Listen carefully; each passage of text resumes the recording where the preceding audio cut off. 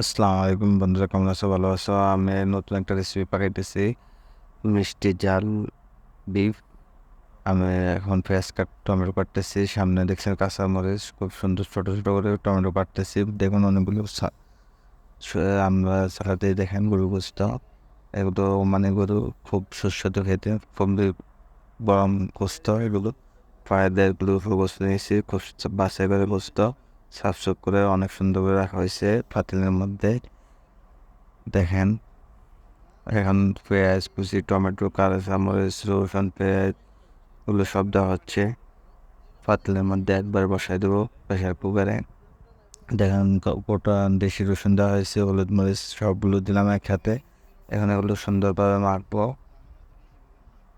দেখেন টমেটো আরও কাটা হচ্ছে দেওয়ার জন্য। দেখেন ছুটে চলতেছে, আমরা খুব সুন্দরভাবে লাড়াচাড়ায় মশলাটা সুন্দরভাবে মিক্স করা হয়েছে।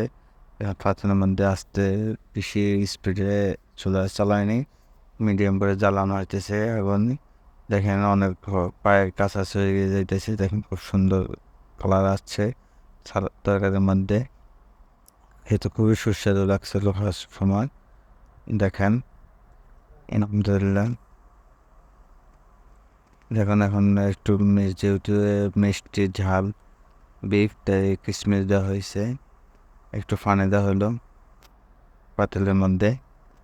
দেখেন কালারটা আসতেছে আস্তে আস্তে ভয় করতেছে।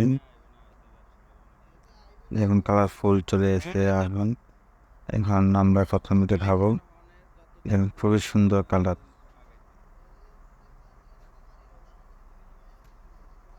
আপনারা আমার চ্যানেলটা সাবস্ক্রাইব করে দিন। দেখেন পাতলা হয়েছে, কালারটা খুব সুস্বাদু খেতে। রসুনগুলো গলে নাই কিন্তু ফুল হয়ে গেছে।